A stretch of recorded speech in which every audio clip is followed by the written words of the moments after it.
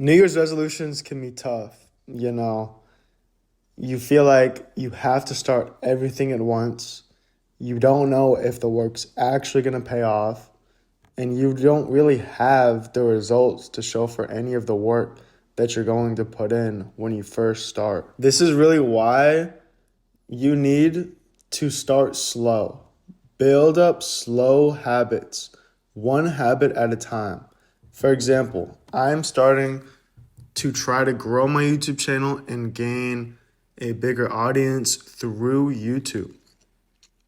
I'm trying to provide more value, connect with my audience more, and really build a connection with people through long form content. So what I'm doing is posting at least one time a week. This video was filmed through my phone, doing a voiceover, and I'm making sure that at least one time a week, every single week this year, I want to post something high quality, valuable, and will help at least somebody watching. So you need to start small and build your way up from there. In regards to your fitness journey, start small. Go to the gym 3 times a week.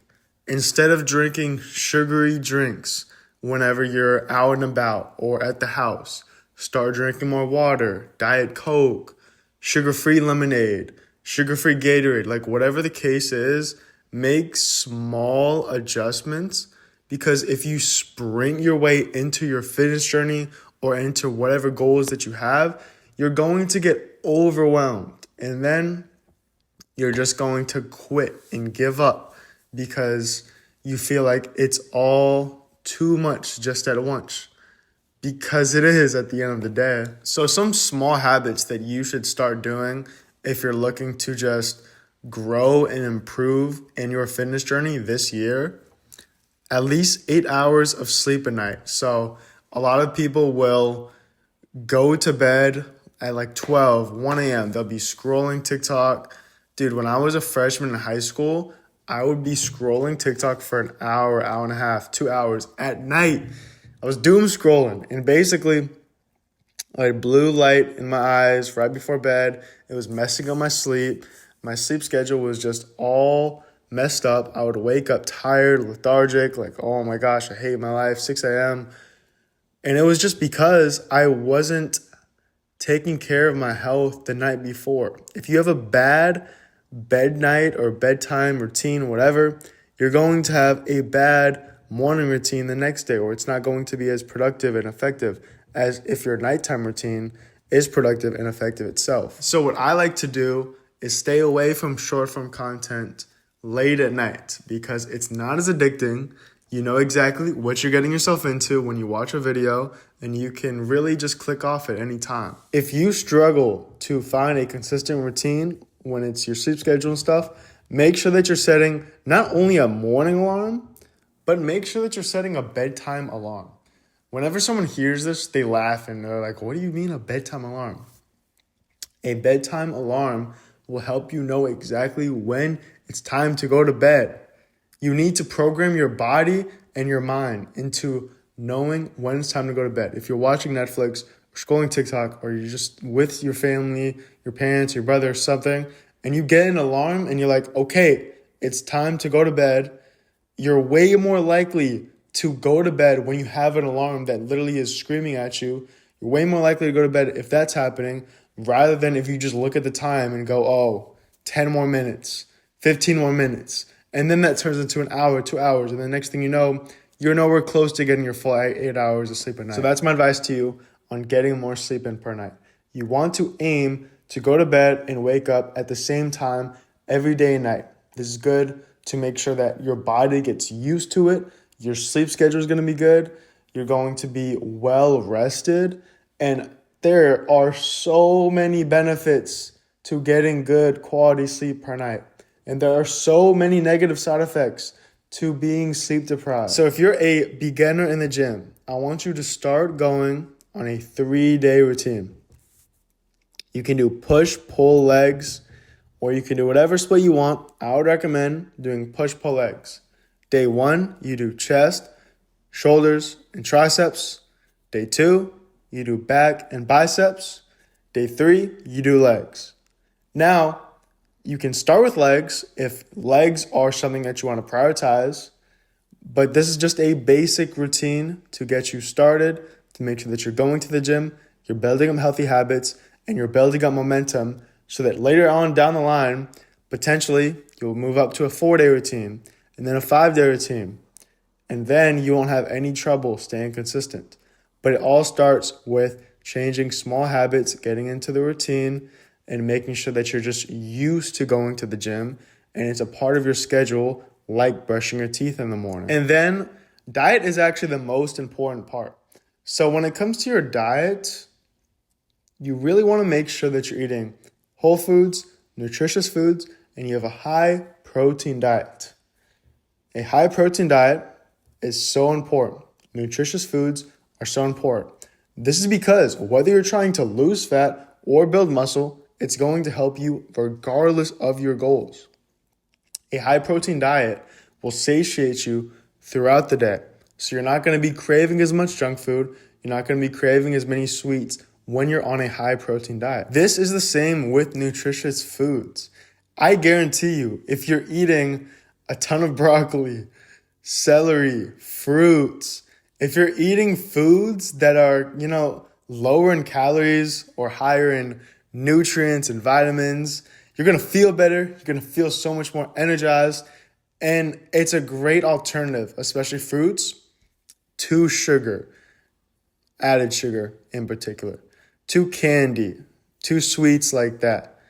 Having fruit instead of a artificial sweet is going to be a night and day difference. Sugary drinks, man, you got to cut it out. Throw it in the trash. Throw the sodas in the trash. Throw the brownies in the trash. If you struggle with binge eating or just eating junk food at your house late at night, in the day, whatever the case is, just don't buy it. That's the easiest way to not eat junk food. Now, if you have a brother or family members who do eat junk food, what I used to do myself is my brother eats a lot of junk food. I would hide it high in the cabinet so I wouldn't even see it. A big part of why you can start to crave junk food is thinking about it, seeing it. So the easiest way to avoid that is put it someplace where you're not going to go. Tell your family, be like, I really want to get in better shape. I don't want to think about junk food. I don't want to see it. So this is going to help me stay on track with my fitness goals.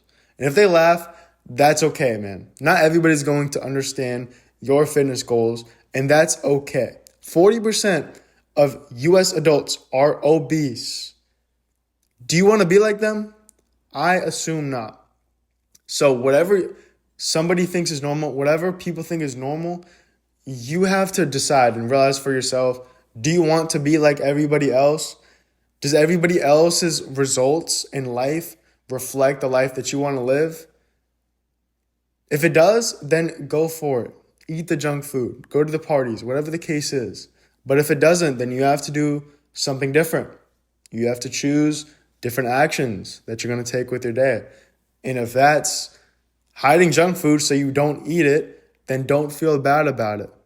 Do it because it's going to be better for your mental health and for your physical health. And really in regards to how protein itself will help you build muscle and get bigger, you have to realize protein is the most important macronutrient to help you recover from your workouts and help you grow muscle. So you want to aim, if you're tracking, 1 gram of protein per pound of body weight a day. So let's say you're 200 pounds.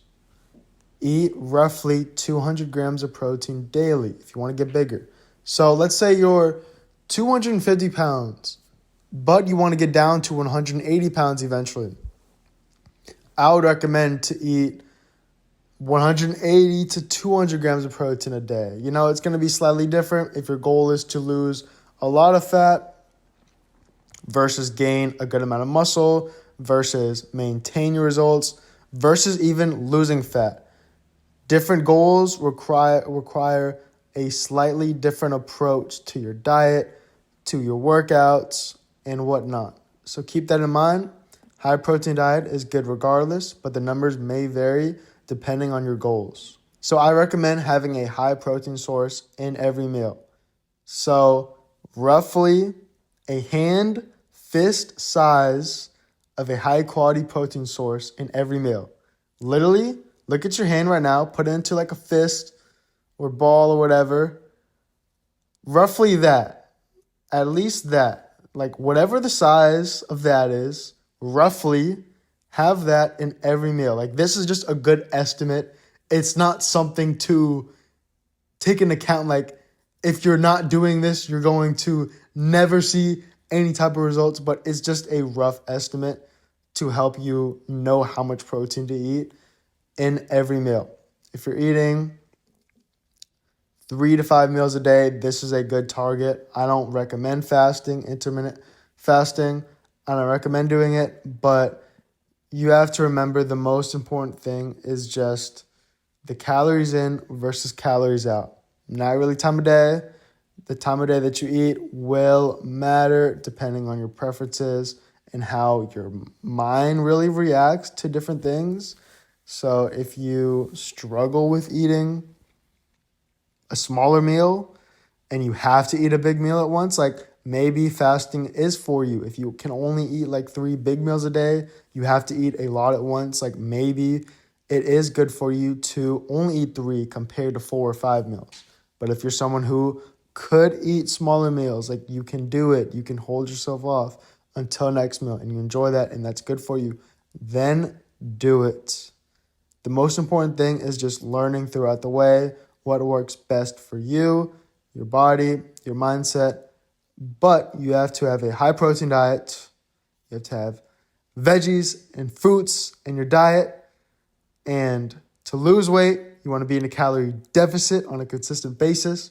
And to gain weight and put on a good amount of muscle, you want to be in a calorie surplus for a consistent basis. And remember, the small habits will change your life in the long term. Just build up one habit at a time, and then eventually, January 1st, 2026, you will be a whole new person.